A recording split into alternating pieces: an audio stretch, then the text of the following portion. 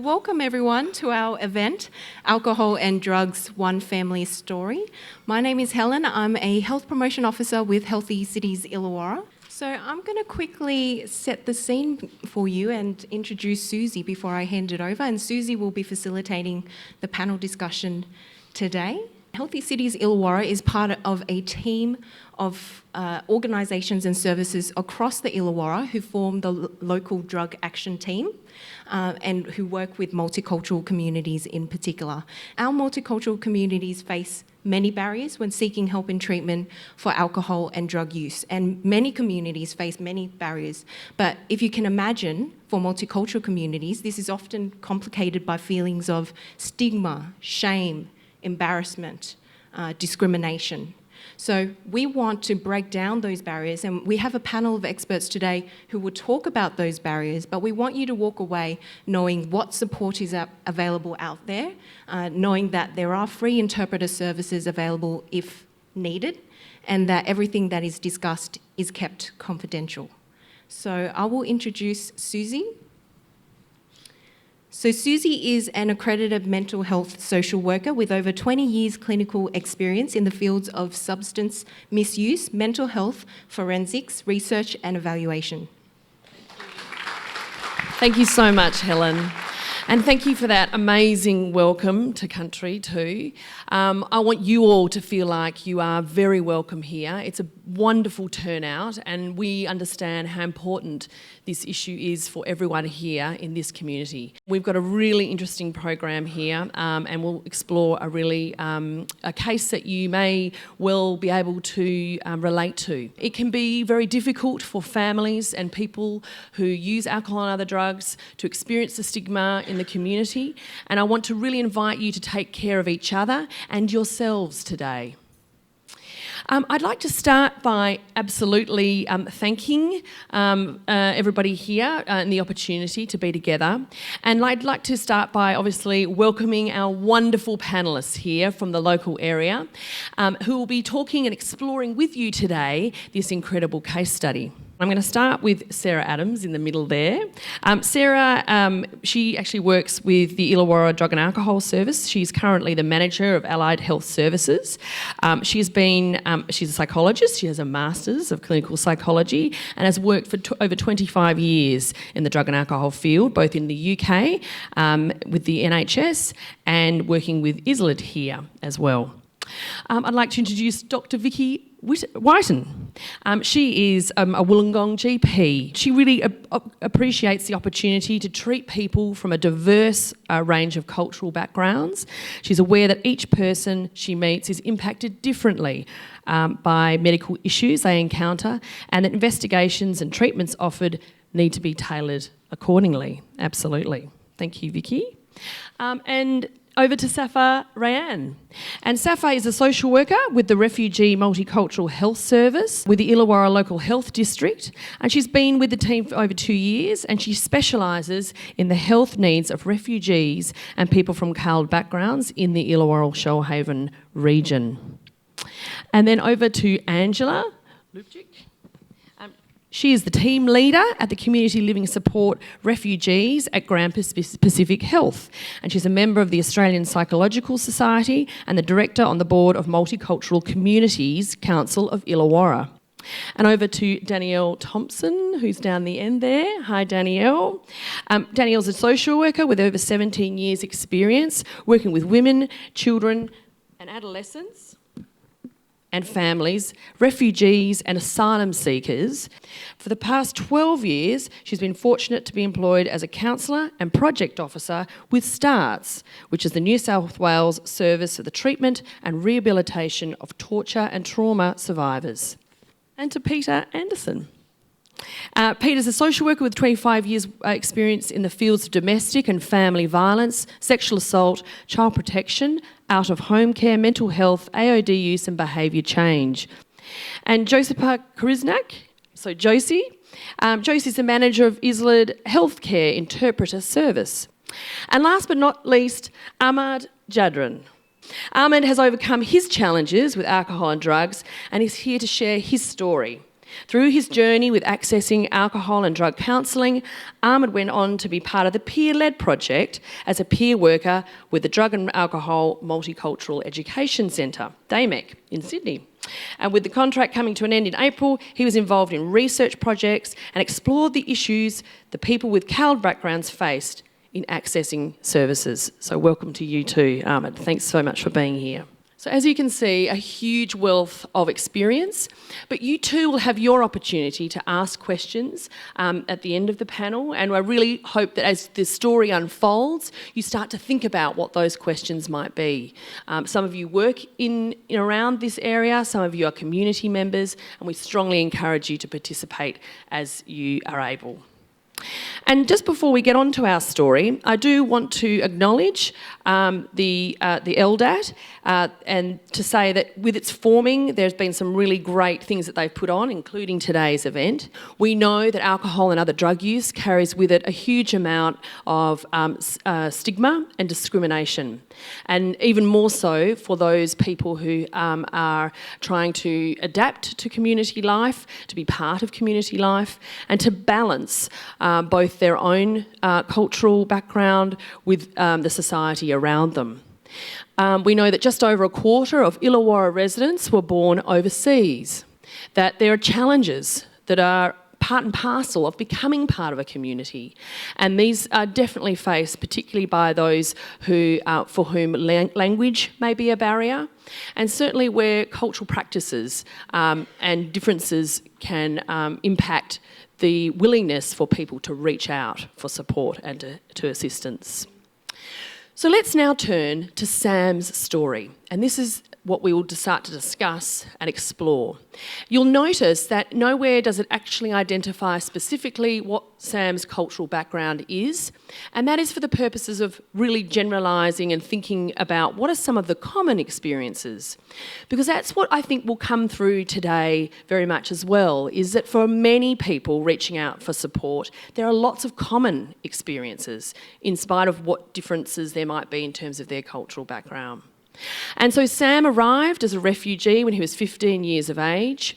He resettled in Wollongong with his parents and younger brother. The family works hard to make a new life in Australia. Sam attended a local school that supported English as a second language. And despite the school having students from many different cultures, he felt he did not fit in and that he did not speak English very well. Although he stayed in school until the end of year 12, Sam did not like school and he did not put in a lot of effort. His grades were low as a result. Sam has been looking for work ever since leaving school, and he doesn't feel comfortable communicating in English. And this, of course, has made the job search even more difficult. Sam is now 22 years old. He has a wife, Jasmina, and a 1-year-old daughter. And so I think for a lot of people, this experience is not totally unfamiliar. And it sort of sets the scene, I suppose, for some of the challenges that people face, both generations in this story. And so what I might do is start with the panel to thinking about what are some of the challenges when people are coming and settling in a new country. What are some of the things that start to, there's a lot of hope, perhaps. There's a lot of thinking about what the possibilities are. But what are some of the challenges that people are facing when they're first arriving? So maybe I might start with you, Safa, if that's okay. Can I take it away? The biggest challenges I find for a lot of my clients when they're resettling in Australia is the loss of informal supports. So, Sam might have grown up with his cousins that he could turn and talk to and muck around with and hang out with. His parents, his mother might be grieving the loss of a relationship with her sisters or her family. So the loss of those informal supports that we all rely on when we're having a bad day to make a phone call and say, hey, do you want to come over for a coffee? I find that is really one of the biggest challenges that a lot of my clients face when resettling in Australia. Josie, what about for you and your experience talking to people with the interpreter service? What I can just say from interpreting in general, anyone from a Cal background, whether they've arrived as new migrants or have been here for a while, but aren't confident in their English skills, language barriers are huge. You know, if you have a language barrier and you don't have access to language support, then you don't have access to services. And I think that's a real big gap. So once again, that voice is not there. And I suppose too, if they're feeling disconnected from community, that can be a real difficulty. Ahmed, what about from your perspective? Well, from my point of view, when I interviewed a few people that came on boat, that includes women and men, they feel left out because there was no support towards their Centrelink problems and housing, and they're not permanent residents, so they had a lot of issues. They wanted to continue come and see DAMAC, not like that few of them, they wanted group discussions. So they don't feel that they're the only one that facing that issue. So there's other people in the room that got the same issue, so that's how they're going to learn how to move on and do the right thing. But there's a lot of issues about Centrelink, not having a permanent residency, and housing. So lots of those practical things, Ahmed. You know, Yes, so the yes. family is not only dealing with that loss and grief that might be from having, you know, familiar supports around them, but also having to access different services and navigating that. Yep, and basically not speaking English. That was the main thing as well. Yeah. You know, so yeah, that's about it. Sometimes what we're finding with some of our clients, they've got intellectual disabilities which are not diagnosed, or they might have learning difficulties which haven't been picked up. So therefore education, the way it's presented here in Australia, you know, is very challenging. So services such as ours are called for. So we have bilingual staff who engage with these people, whether they are younger or older, and we work with the family to support them to find out what those barriers are and see whether we can help to overcome them. Yeah, I think, go ahead, Peter, go for it. Just building on what the other Yes. panel members have said, I think some of the things from a trauma-informed perspective that come to my mind in thinking about Sam as an example, our hypothetical Sam, who it sounds like resonates with a lot of people. The effects of trauma, as many people will probably be aware, are significant. And thinking about his developmental stage of 15 when he came to Australia, the things I'm curious about are what kind of trauma, if any, was he exposed to, frequency, duration, the grief and loss, absolutely significant, but the impact then on his educational experience, his ability to actually learn. So what might look like school disengagement could actually be symptoms and effects from trauma. And the other things I wonder about for Sam and his family are the sense of identity. And I think about the impact of identity on their expectations of their children and their feelings about coming, because they might be hopeful and excited, but they might also be resentful and angry about having had to leave. Sure. So it's a really, emotionally, I think, a really complex situation for everybody in that family. I think there's some really good points there, Peter, and I suppose too it's that pressure to almost be sort of grateful that you are being provided this opportunity, and as you say, it might not be the case that they are feeling hopeful. It might well be that they are feeling quite angry about their displacement and not feeling like they have options. Eventually those children need to go into a mainstream class, and often they're put into a class that's younger than their age, so then they come through the end of high school quite old. So for example, Sam might have only been out of school for a year or maybe 2 years at most, and then he'll come out still feeling like he doesn't have a good grasp of English. And whereas for those of us born in Australia, we're often quite intense with our children and very intentional in those last few years of school about helping them fit in better at school and so forth. He doesn't have that because his parents will, if his English is poor, then probably his parents' English is even poorer. So while at school, Sam did try hard to fit in and made some friends. Some of these friends introduced Sam to alcohol and cannabis. Sam has not mentioned this to his family. He does not come home if he has been drinking alcohol or taking cannabis. His parents have suspected that he might be using alcohol or drugs for a long time, but they have never asked or talked about this with him. So once again, I suppose it's building on this perhaps experience of disconnection. And what we do know about alcohol and other drug use is that it can be a facilitator for connecting with people. Whether that's for positive outcomes or not, it can be the thing that can connect where other opportunities have not come along. There's a great assumption that when people arrive in Australia, they get support for 12 months and they move on to another service, and then after 5 years, you're settled. And that's not the case. You know, displacement and trauma and intergenerational trauma within the family continues for a very long time. And what we are finding at the moment is the families that arrived in 2014, 15, 16 are really struggling now because their only access to service is mainstream services, and they don't know how to navigate that. So that actually amplifies all the concerns that compounds are today. These experiences. Yeah.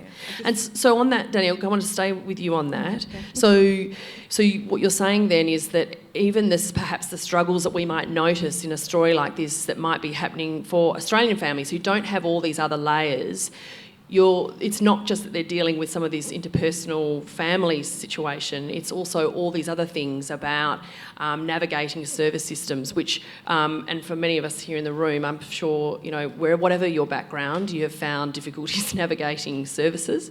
But you're saying that is particularly compounded. So I always think how difficult it is for our clients who have absolutely no idea, or women who are head of households who've all been put in that position that do not have the want or the need to go out of the house to be able to be that advocate for themselves or their child. So they don't know how to access those supports and the systems that they need.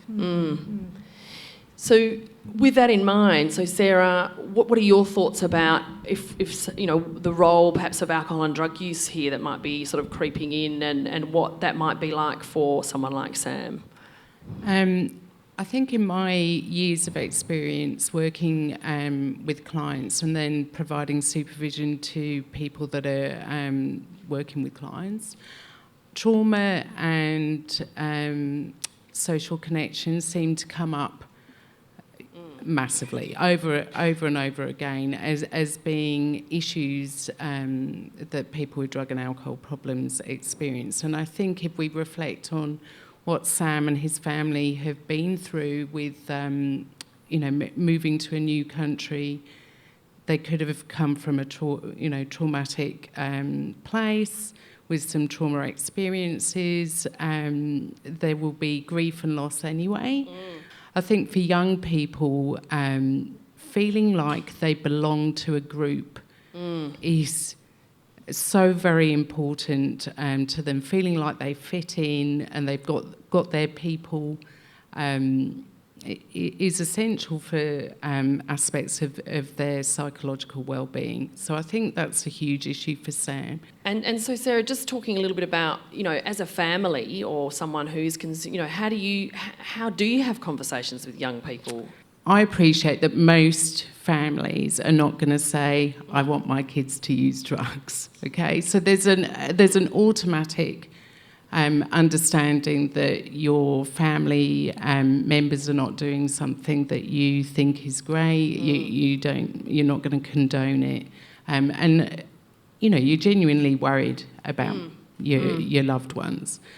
However, somehow we often need to put aside some of the stuff that we feel about it so that those lines of communication can stay open, because what we know around people in recovery is if they have the support from their family, they're much more likely to do better and have better outcomes. So it's absolutely important that we're not alienating family members, that the communication can be direct. This is not what I want for you. I'm really concerned about, you know, whatever it is that you've noticed, and I really want to have a chat with you and see what we can come up with around it. So, you know, just really trying to communicate. You know, having some of those really important conversations around harm minimisation can be essential. Just making sure the door is always open for them to come back and say, hey, there's something not right. Yeah, go ahead, Peter. I would just add a little bit about, I'm curious, I'd absolutely echo what Sarah said, but I'm also curious about the motivation for Sam in this situation. Mm-hmm. Is it the peer pressure and wanting to fit in? Is it also self-medicating in terms of is he hypervigilant, all that sort of in terms of trauma? But I'm also curious about, from the scenario, he's trying to kind of fit in and adapt and learn and grow within a context of Australian culture with all the influences, media, schooling, society, as well as family. But I'm curious about his family's feelings about and attitudes towards Australian culture. Are they open and embracing of the ideas that he might be exposed to? Are they willing? Are they more rigid and more fixed in their thinking? What's Sam's understanding of their views? And I mean, because obviously we know there are lots of barriers to him engaging with them, but building on the communication, it is absolutely crucial. So perhaps some psychoeducation and discussions with the parents and the family around their attitudes more generally. Just thinking about some of the how might you support a family to have some of those discussions? I'd look at the cultural rules around drug and alcohol within that community. If I think about a Muslim Middle Eastern family where drugs and alcohol is completely forbidden and they are conservative, well, okay, it is completely forbidden, but there is some consumption here, so how do we work around that? I really would look into the cultural rules around drug and alcohol use. Great. Okay, so moving along. So Jasmine has moved in with Sam and his extended family after they were married. She's not happy when he does not come home, and arguments about him spending more and more time with friends have increased since their daughter was born. A concerned member of the community has heard their arguments and reported this to police. When police speak with Jasmina alone, it is disclosed that he has become increasingly abusive towards her. So this starts to bring in another layer. I guess some of the things that come to my mind are, we've talked a lot about Sam in this scenario, and I'm really curious about Yasmina conversely. What have been her early experiences? Was she also a refugee? Has she got a trauma history? So there's a whole kind of wealth of information around Yasmina that needs to be determined. Then also, I think I'm really curious about the understandings and expectations that both Yasmina and Sam have and how they've developed around what relationships are about. We know that the influence of family, culture, society, and then the change in the relocation and the refugee experience that we've described. So we've got a whole lot of complexities and nuances about what the role of a partner or husband or wife might look like for Yasmina and Sam. But I think it's really important we don't make assumptions. I'd be really curious to have or develop some sort of understanding through conversation with them. That's the first thing. Secondly, I guess there's obviously, and most importantly, there's a safety consideration. And I'm thinking about both Yasmina and the little baby, who's one. We don't know what these arguments look like. So there's a neighbour that's reported the arguments. If the police have attended, then one might assume that it's significant enough for police intervention. But I'm really curious about what these arguments look like, and this increasingly abusive behaviour, what does that look like? What we do is really look at what is it that they would like to change and look at their health and well-being more so than sort of digging right into what's going on for them initially, and then have a very good assessment of what is actually happening in the family. If Sam's got concerns, we do work according to a whole of family approach. So as we build that rapport, we would also check in on him and see what he's up to. Does he want to do something about it? And we would provide some of that psychoeducation in their own language, in the home, in a very kind of friendly, culturally appropriate manner. So then once we might work with Yasmina on her health issues, or if she's having some issues with the little one, like accessing some services so she has a break, we tackle the rest of the family. So bringing the whole of family into that situation. Yeah. Yes, and then helping them to access services like STARTS, a very good bilingual GP or a GP who's very culturally appropriate, like Dr. Vicky Whiten, or a psychiatrist who's culturally appropriate. So that's how we link the services. But first we build the rapport. I think, as has already been said, it's incredibly important not to frighten Yasmina and make sure that she can feel that she can still come to me, and it may not be that she's willing to disclose anything to me as yet. A lot of men have said to me over the years that during their classes, their adult English classes, they learn a lot about rules about what not to do. So really providing some of that education too. Yeah, so and skills, I suppose it's therefore, skills like parenting Right. skills or whatever. Yep. And that might be a way in for Sam and Yasmina too, to talk about. Maybe they could attend some kind of parenting class about how to Right. start parenting their 1-year-old, who'll be 2 pretty soon. But really, So it's about building some of Sam's those going strengths. to learn a lot about himself. Yeah. Yeah. My suggestions are really around, it is so important that Yasmina understands the variety of behaviours that can constitute domestic and family violence. And you may have heard of coercive control. That's a really kind of important concept that's being developed at the moment, or articulated more broadly at the moment. But I guess one of the things is, if Sam's behaviours are escalating physically, it's really important that we know more about that. If a situation escalates and that's occurring, that presents a lot of health risks, and there's a high risk of lethality, particularly if there's AOD use. Sure. So if he's sorry, you're going to say that. But yeah, just I won't shit on your grass. No. So just in terms of DV, I guess I don't really want to go in and label this is what's happening and be heavy duty as an outsider, but just I'm speculating on and raising the importance of thinking about the little baby. And I think some of the other ways to engage family, we might talk about this a bit later though, is thinking about, going back to what Vicky said about power, and when people say, oh, kids have all these rights these days and women and whatever, I think it's actually about, well, hang on, what kind of future do you want for your little child? What kind of parent do you want to be? And how is this relationship and the behaviours in it modelling that? Sure. How are you enacting the parent you want to be for your little one? Despite the past, because, obviously we can't undo the past, and there's a whole piece of work around that. But in terms of risks and safety, the final thing I'd say quickly, because of time, is safety planning. So the thing I noticed about this scenario is that it was the neighbour that called the police. It wasn't Sam's parents. They're all living together in this scenario. It wasn't Sam's brother. It wasn't Yasmina. It was the neighbour. And so my thought too is, well, how safe is she in that space, and who are the safe people she has? If she's actually feeling to call, if she actually feels at threat physically, then I'm talking worst case scenario. It may be emotional, psychological, gaslighting, whatever, and that's still very, very adverse and very problematic. But if it is physical, which it can be, the other element we haven't talked about is sexual assault within the context of relationship, and that's another whole ballgame. But I just wanted to highlight child protection and safety. Thanks. Brilliant, thank you, Peter. Sarah?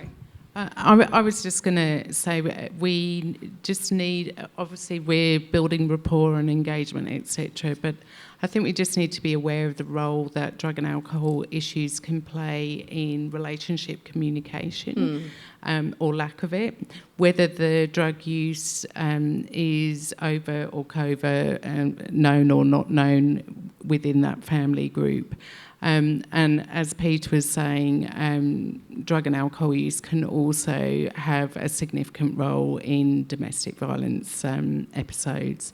So we just need to be carefully exploring the dynamic and understanding about what's actually going on. Yeah. And so all the way along, what we're looking at here is that connection that we were talking about earlier, that we're really trying to ensure that there's connection happening for all the players, all the people that are in this story.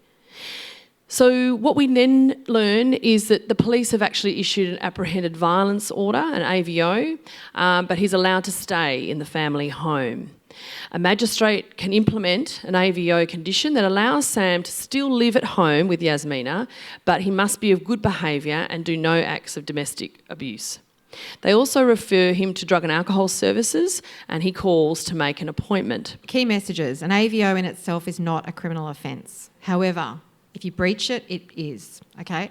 So some really important conversations need to be held with Yasmina and Sam and the family to explain that it's not Yasmina who has asked for this. The police have taken this AVO out. Okay, Right. so the family may be angry at Yasmina. They may be her safety may be affected because of that. It's really important they know this is not Yasmina asking for this. They can't be saying, Yasmina, change the AVO, pull the AVO, stop the AVO. She has no power in this. The police and the courts do. My key tips are get to know the conditions and make sure Sam and the family know the conditions. And sometimes with alcohol and other drug, they do have a condition in there not to be in the Right. home within 12 hours of consuming alcohol, for example. So that's a good information too, that we're really needing to bring the family along so that they understand what's happening. So Sarah, to you and then to Angela. Go ahead, Sarah. So coming through our intake service, we obviously work closely with the translator services, so the language barriers are reduced as much as possible. Part of the intake process, we talk about domestic violence situations, child protection issues and court issues. So we would hope that we're getting that information about the AVO. As Peter was saying, quite often AVOs make specific conditions around the use of drugs or alcohol if they've had a role to play in the domestic violence episode. They are worked with quite proactively with our staff. So, our staff will be looking at basically harm minimisation strategies for the family. So what is the context? Once again talking about the family again. Yes, that's right. So what is the context of the drug and alcohol use? What are you like when you get home? What measures can we talk about? It's almost safety planning from the reverse perspective. So what things can Sam do so that he doesn't go home when he's drunk? Where will he go? Just breaking it down with how he can manage those situations. All of our staff have been trained around cultural backgrounds, so they're used to keeping it in the correct cultural frame. And obviously focusing really strongly on engagement, involving family wherever it's appropriate. It doesn't change the way we welcome people to our service. It doesn't change the way we interact with them, and it doesn't change their treatment. There's no impact on that. I think you're quite right, Sarah, and I think it's important to say that obviously any support or interventions that we hope to do are based on those relationships, aren't they? What we generally will do is, if they need extra court support, link them to the legal aid services or to the court support work. But we're also very fortunate over here with our multicultural liaison officers here with the police. So they're really great. Fantastic. They're very flexible service. We've got a great relationship with the service. That's a really good point too, Angela. So you're trying not only to be working directly with that family, but you're seeing it as a systemic situation. So you're really trying to educate the community as a whole around some of these issues so that they feel a little more supported and they're able perhaps to speak more freely about what might be happening. Yes, so then services such as multicultural health and STARTS and other services that we partner with will run like resilience programs. So really trying to build the strengths of the community. Yes, sure. And help seeking and just wellbeing sessions within the community in language, which is really great. So that's the other way we work. But with this particular scenario, my staff have actually, because the people, the families themselves are not able to access mainstream services because of language barriers and then also interpreters not being used in that service, and not totally funded, to be used. So what we'll do is, if they need some respectful relationship communication issues, so I've got my 2 male staff with the husband, and they'll deliver a very basic session with them, and they'll repeat it, and they'll do a session with the wife as well. Because it's not generally one way. What we've found is, the communication may be unhelpful both ways. Sure. Ahmed, can I ask you, how important is it, though, to have someone working alongside you that you can relate to, that you see yourself, that you feel gets who you are? Well, I can relate Sam's story to mine. When we came to this country, I was 15. So we went to school and we had to do this course for 3 months, IEC, intensive English centre. And then we went to high school. And we did feel left out, you know. You had to fit in with the cool people by smoking pot, drinking alcohol in dance parties. And I was against it because I was competing and I was in national team, Australian national team for Taekwondo. And I just refused to be in that scene. But later on when I retired at the age of 27, 28, I had my first drink when I was 29 years old. Wow. So here I am, first time for someone that never touched anything in his life, 6 shots, and I'm thinking about, okay, how am I going to go home now? I'm going to face my mum and dad. So I had to hide for 2 days. For 2 days, yes, okay. I had a bad hangover and I was sick for 2 days. So that was first time. And that's the honest truth. So finally I learned how to lie to my parents, and that led to drug use. And I just disappeared for days and days and days. I don't know if it's from boredom. I wouldn't blame anyone else for my actions because you're a man. You know what's right, what's wrong. You can't blame anyone. Oh, such and such took me and made me do this. No. You're responsible for your own actions. And I took that. Maybe I was bored. I don't know. But then a lot of trauma. Then the thing was that I didn't want my family to find out. I could have done anything to myself, but I didn't want my mum, my dad, my brother, my sister-in-law, my sisters, the community. Our community will be bad stigma, will be shame. Oh, look, such and such a son is drinking and this and that, which is just, these days, it's normal. Yeah. You know, it's a very normal thing to do, to drink and just... So I learned how to not, just don't say anything about it and just hide everything to the stage that costed me 8 years of my life, you know. I had to learn inside jail how to deal with grief and do the right thing, and not be, even though I came down yesterday on the news, a lot of our family members turned against me. Why would you say that on the news? Right. Why would you do this? Everyone knows now. I said, I don't really care if someone's gonna learn from my mistakes and not to repeat and go that way. I'm more than happy to do it. God knows if I'm gonna wake up tomorrow or not, you know. So a lot of our family members got upset about my media So even release. now, Even now, they don't want the community to find out. Oh, no. Sure. Well, I'm not a doctor, am I? Like my mum says always, oh, such and such become a doctor, this and that. Why do you have to compare me to that person? I don't want to be a doctor. Family expectations are very difficult. But I think it reinforces that fact of the need for connection, the need for support, the need to also support the community, to see it as not just an individual issue, that it is about this community issue. It's just that the thing is, our older generation that came here, it's a big gap between the new generation. Right. You know, we have to overcome that gap so we can stop and people can seek for help and calm down. Like if I knew that there's mental health nurses like DAMAC and Illawarra Health Council and everything, I wouldn't be going to jail. You know, I would have sought help and everything. But the 8 years that I spent made me wiser, and I studied. So in a way, I've probably done my master's in there. So Absolutely. regret. But I think too, even though there's a large cost to you personally, the more that we can come out and say that, you know, alcohol and drug use can be harmful to people, and some people do go on to experience quite challenging situations with alcohol and other drugs. But if we're not talking about it, then more and more people just go underground, as you explained there, that you just you separate from all your supports. That brings domestic violence as well. So Please go ahead. yeah. I think you're on. Yeah, well, that's one way of looking at people. See how Sam's behaviour started with using drugs, but he wasn't violent until he used drugs and alcohol. So I experienced that myself.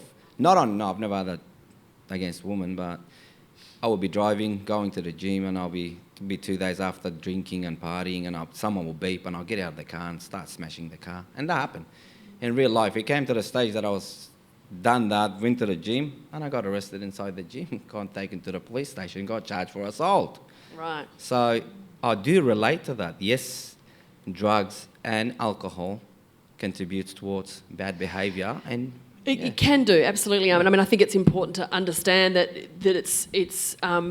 that particularly family domestic violence is a behaviour in and of itself, but certainly, with all the other pressures going on and alcohol and problematic drug and alcohol use and family issues can really exacerbate the experience. Sorry, go ahead, Safa. Yeah. You asked about relatability. Yes. So Please. I am an Arabic-speaking social worker, and I also do have a refugee experience because I also migrated to Australia as a child, which actually is instantly, very quickly breaks down that barrier between me and my clients. Mm-hmm. And I find that women tend to open up to me quite quickly because, especially Arabic-speaking Muslim women, because they feel that I can relate. So with regards to relatability, having someone who's, got a similar experience to you does help. I think you're absolutely right. And I think it also encourages people in the community about the pathways that they could be seeking. I guess one of the things that I wanted to note on that is that interrelationship between drug and alcohol, angry feelings or rage and domestic violence, and just really briefly saying it is this challenging space, and there's no time to get into it now, but one of the big things I think around being clear in your assessments and your discussions and relationship with people is really trying to understand what are some of the elements underneath it. So what's the drivers? Self-regulation is really, really powerful, just as individual people. And that individual journey that you described, it is so powerful. But it is that thing about having skills and knowledge about when I'm overwhelmed with grief and loss, anger, rage, sorrow, injustice, whatever those really distressing feelings are, being able to self-soothe and self-regulate without alcohol and other drugs ideally is really a powerful skill. So things like mindfulness, self-care, any of those strategies you can weave into your practice are really helpful. But yeah, unfortunately, drugs and alcohol are never an excuse for violence. Sometimes, and the other final thing is about accountability. I think you made a really powerful point, thank you, is about how, say in this scenario, how able is Sam able to be, and Yasmina too, because I think she's perhaps a bit ignorant about change processes and we'll talk more about alcohol and drugs, but really unpacking how able are they each able to be in terms of accountability for their behaviours, and just how do they feel about making changes? Do they want to make changes? Sure.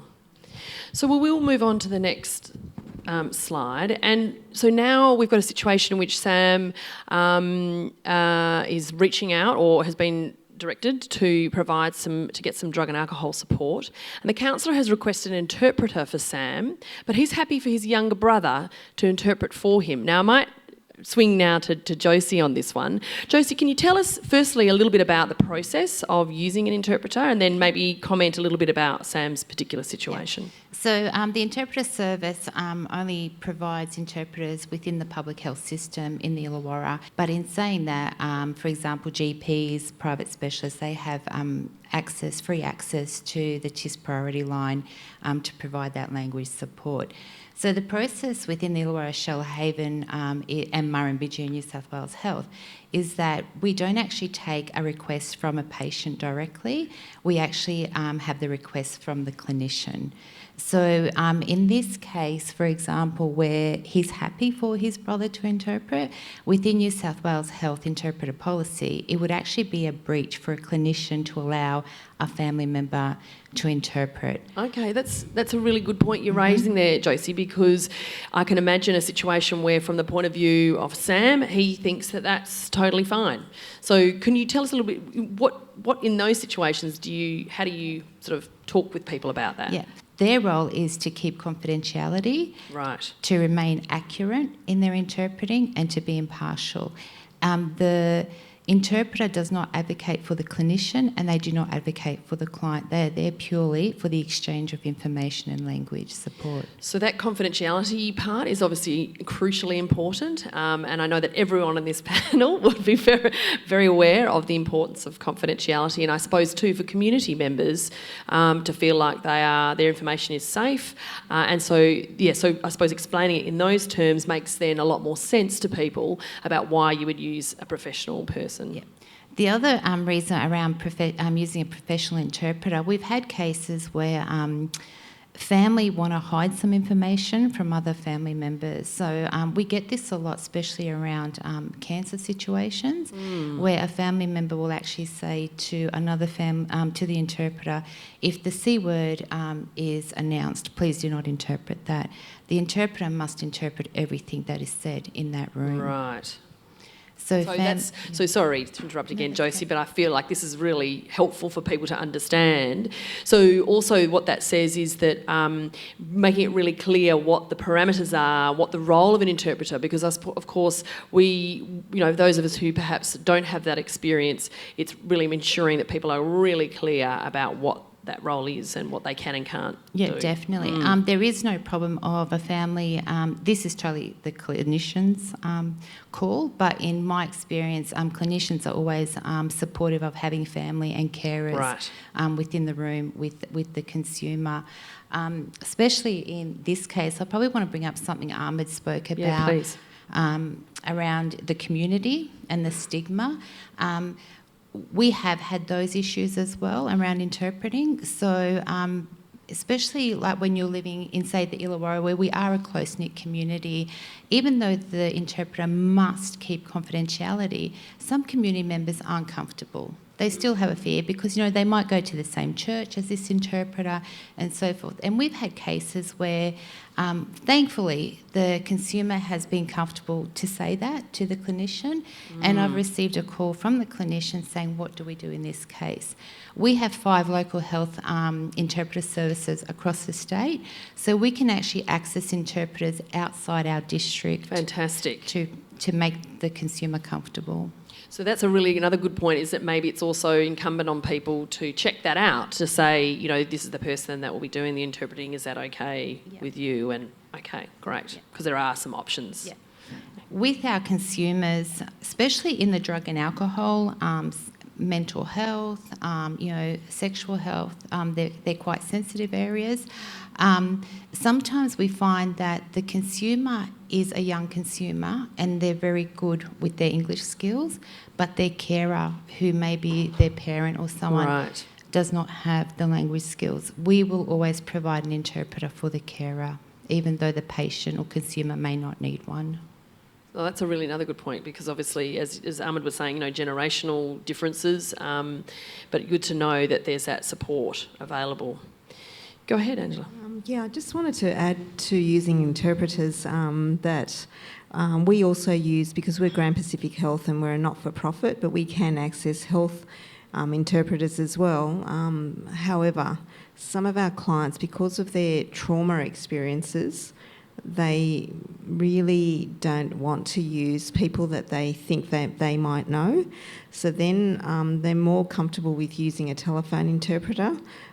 So then we use the telephone interpreting service. And how'd you say, sometimes when we need to work with people and do even complex assessments, we actually have people come out of their areas and even go to Sydney for assessments through transcultural mental health, where they have their own specific interpreters coming from another district, and they're a lot more comfortable. I think because there's a lot of trauma around trust and confidentiality, you can't underestimate it. And some of our clients won't actually even use the language that they are most familiar with. They'll use another one.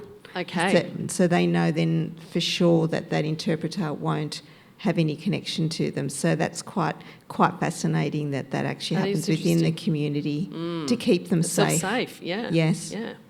Can I talk to you, either Sarah or Dr. Vicky, about your experience of using an interpreter and what that's like? Would you like to go ahead? Yeah. I use interpreters all the time, many times a day, and in 2 different ways. So always over the telephone. I always allow double the time for a consultation if I know that's going to happen, because obviously we're saying everything twice at least. It's a fantastic tool and an absolutely amazing thing that our government has provided that as a free service for all of us to use. And you can, when you pre-book one, you can specify if it's going to be a man or a lady who's the interpreter. So obviously for a lot of women, to have another woman is incredibly important. That's a good point. And you can also go as far as to say that not only what language you want, but you don't want somebody who can also speak another language. So from some countries where there's been some civil unrest, Yeah, of course. some people are very horrified by hearing someone who might have the accent of somebody who might have Right. tortured them, for example. Sure, So you sure. can become very, very good at how to work out which interpreter that you need. But having said that, you can also get somebody within a couple of minutes by dialing up and pushing some buttons and saying a few things. So it's revolutionised my practice. It's an absolutely fantastic thing. Thanks, Dr. Vicky, And that's great. I also just emphasising that again, that even if I could use a local community member now, that some community groups are so small and people don't understand confidentiality to the level that we do. Sarah? I just wanted to make a quick point about just not asking the question, do you need an interpreter? Because I think in my experience, people will often say no, but once you ask them a few more questions, you realise that in order to make sure that there's a really good understanding and there's informed consent and all these kind of things, you really need an interpreter. We also have, say for example, in a case like that, where a clinician, the consumer may say, I don't want an interpreter, but the clinician may be having issues understanding, and it might just be a heavy accent that a consumer has. Yeah, good point. So to ensure that they're getting the messages across, That's right. and they Yep, so they can call an interpreter. I'd just like to add another dimension, which is in relation to safety and where you might think there may be some domestic violence or controlling dynamics at play. For example, if you're working with a family and someone's talking on behalf of someone regularly, so it could be a husband talking over a wife or a mother-in-law or a father-in-law. So in Yasmina's case, if you went to the house, for example, and the mother or father-in-law were not letting Yasmina speak and they were speaking on her behalf, they might say, oh, no, we understand English better than she does. Some tips with that, that's a bit of an indicator of where there might be some problematic dynamics. You can then say, look, I really think we need to get an interpreter for Yasmin. Right. Obviously consult with her, but if she says, oh, no, she may be feeling pressured, obviously, by that. You could then say, a bit like Joseph's saying around, well, you could say it's our organisation's policy that we get an interpreter, and that takes the pressure of everyone, because then Yasmina, say, is not being seen as problematic. It's a requirement. But just that's really important. And also with technical things like any legislative or sort of legal elements, it is really important that the family understand clearly, like an AVO, for example, what the conditions are. So that's just another point. So Sam has arrived at his appointment. His dad offered to come with him, but Sam wanted to go by himself. So, Alma, did you want to talk, first of all, from your own experiences about what perhaps might be going through Sam's head in that space? Well, the first thing will be going through his head, if I take my dad, he will find out about my drug use and alcohol. Yes. So, obviously, when I started seeing, at the beginning, my mother didn't know because I was scared of my mum more than my dad. So, I just didn't want to say nothing. I don't think you're alone. But I came to the stage that I had to face her, and to see what I seen on her face, it was heartbreaking, you know what I mean? It was actually, it did hurt me. But then again, when I thought about it, I said, okay, so we're inside now, I'm in prison, what am I going to do? Because you can access drugs in prison easily, very easily, like outside. So I had two choices to make: to get out of there in one piece as a humble, kind and a wise person, or just keep using drugs and do your time easy and get out. So I chose the better way to get out of prison. And actually that did work in my favour. So there's no complaint at home anymore. So what Sam is thinking right now, if I take my dad, or my mum, or my brother, especially if you got a little brother, little siblings, going to go with you to a clinic, they'll come back home, sister will find out. Yep. Sister will go tell, because daddy's girl, dad will find out. Then mum will find out, then everybody knows. Then everybody knows, and there you go. So problem starts then. But it's interesting too, you say, Ahmed, that it is possible, and I think it's worth reiterating, that it is possible to repair these situations. Of course it is. That even when it feels as if there's no light at the end of the tunnel, that things will never change. In fact, they do change, and they can change, and it's so important that I suppose in your story, Ahmed, that however you did it, it was able to try and keep the family involved and keep them by your side. I was blessed because I had a beautiful family support, my friends, and then I started working at DAMAC. All my colleagues, they've been a very big support. Miss Yalda, which is my counsellor, she was a big support, my psychologist. This is the trauma, this is the stigma for people. Now, when I sit back and I was talking to people, when I was interviewing for our project, and I was thinking, okay, I've got family and friends, and this guy just got out of jail and he's lost everything. Straight away went to jail, so he lost his rental, his stuff and everything. So what is he going to do? That's just a bad cycle of going in and out of jail. Yeah. This is what it is. You've got no family. So if you've got no family, the society will look down on you. Yes. The system will lock you in. So what are you going to do?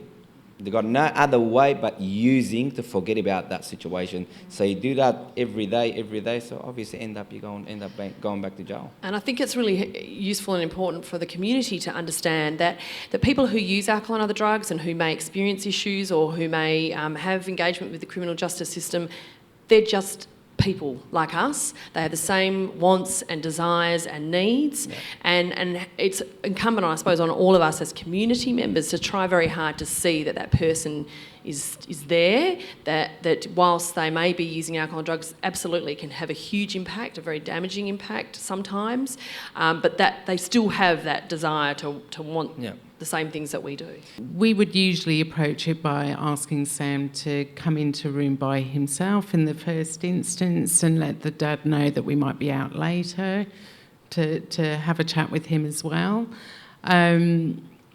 So we'll do the assessment and obviously, find out more about the substance use, families, all of the information that's really important when you're tailoring treatment.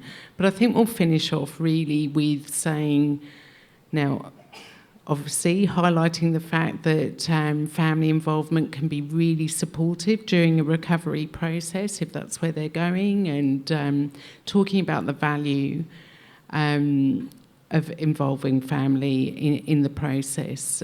And obviously if we have consent, then that really opens the door to us offering support to family members, psychoeducation, all of that kind of stuff. Their own support, Sarah, yes, you're saying. Separately, they can, we offer a range of things. They can be involved as a family in treatment, or, kind of all together, or certainly their own support, which is just as important. And I just think at the end of the day, it's the families that are with their loved ones 24/7 often, and they are the experts of their family, of their experience, and have a far better relationship with their loved one, a historical relationship, etc. So as a service, we really want to be able to partner with families, to offer assistance to all of them and tap into those fabulous resources and strengths that families have, and obviously build on any weaknesses or linking in, with services as required. People from culturally diverse backgrounds and possibly general Australians are more likely to go see a GP if they've got an issue. Now, when we're trying to refer people into counselling services, whether it's drug and alcohol or whatever the issue is, I believe that what we need to do more in the communities is to talk about consent, confidentiality, privacy, as like a topic within maybe a wellbeing community campaign.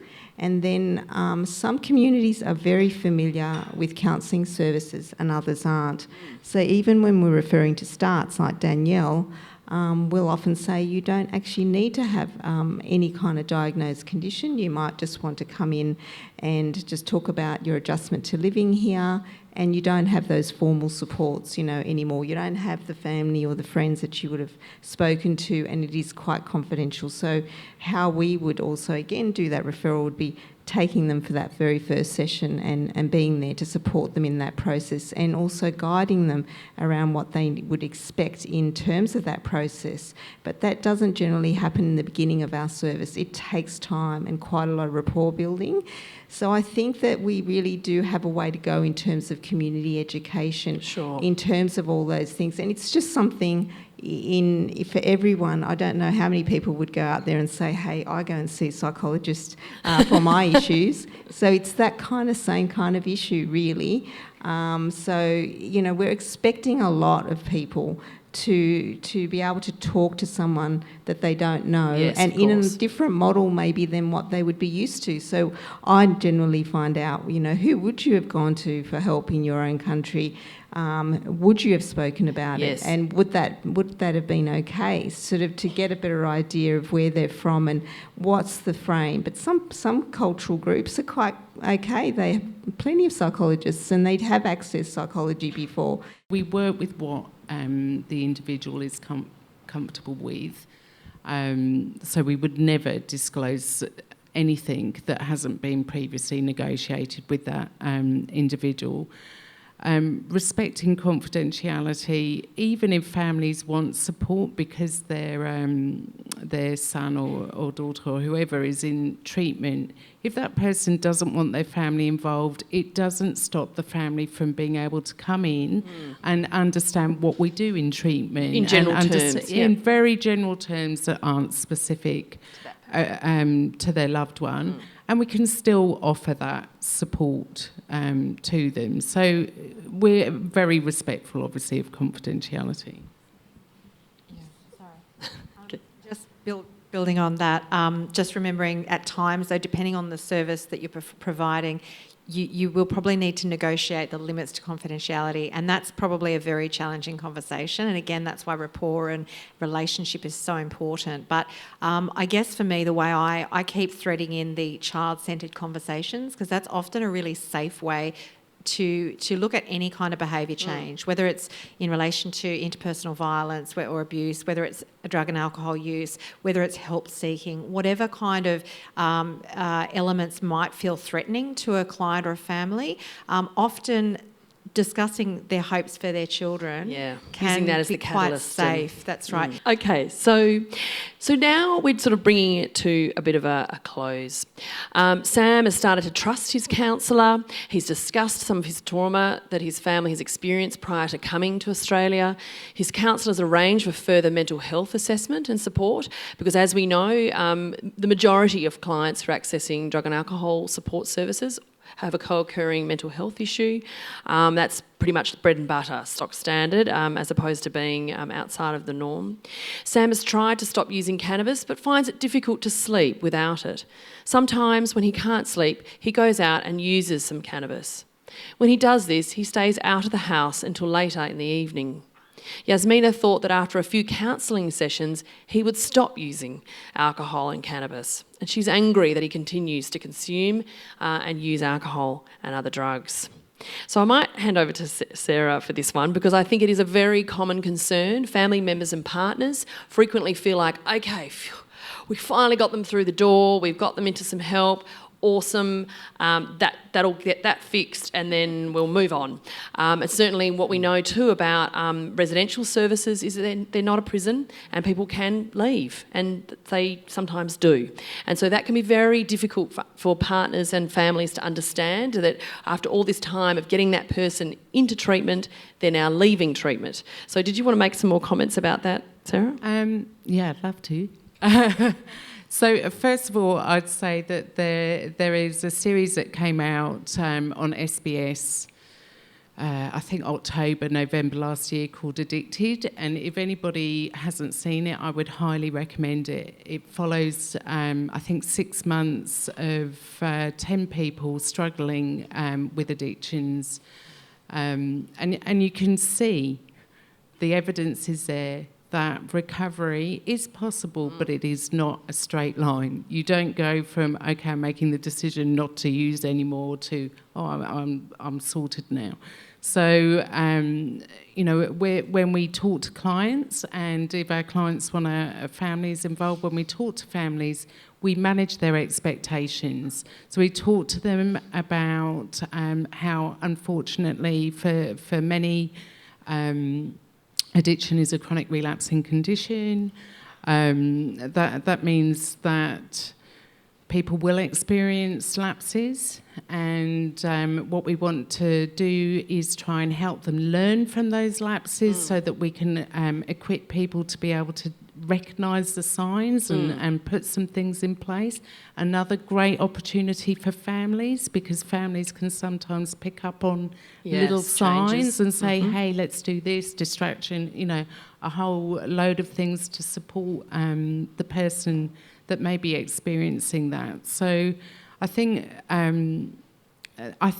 that's why it's so important that treatment services really are clear about what the recovery trajectory often looks like for people, so that we deal with the expectations and that we're very real and we're making sure that people maximise their support. Because it can, I mean, you know, clinicians invest in clients, and clinicians feel disappointed or frustrated, and you know, I can only imagine that is magnified when you're in a family. So we understand how difficult those situations can be, and certainly we want to provide the support. There's a whole lot of stuff going on for her. So I think also for the couple, where safety's been established for these two people and he's engaging in treatment, I think also communication building between the two of them, developing more empathy, developing their assertive communications, exploring what kind of relationship they want to have together. So I do think there's a lot of work that she could get her own support on the side to help her process the change process for him, where he's, you know, relapsing and other things. She can then cope, be more better supported to cope. But that's a whole other piece. Ahmed? From my point of view, what I've realised is, I don't know how many people, they've got people in their family that are addicted to anything.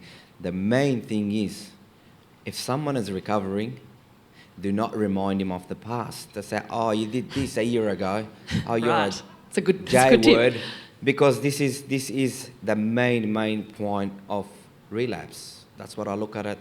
When you try to bring the bad stuff that people done in their past and rub it on their face, so what's the first thing that came to your head? Okay, no matter how much I try, I'm not good enough, so what do I want to do? Just go back and use. So that's the main thing. That's what I used to talk to. My mum would look at me every morning, look, what have you done? I'm like, please, do not talk about it. I'm about to go to work. I love you. I'll see you later. And I used to tell my sister, I said, well, when is she going to quit not to talk about what I've done 10 years ago? Yeah. That's like literally 10 years ago. And he goes, oh, you better get used to it because that's not going to get away. So it's going to stay there. Thank you so much. I just wanted to wrap up by saying this is the start of the conversation. All through today, from the beginning to the end, has been the importance of connection, of reaching out, of not feeling like you're on your own.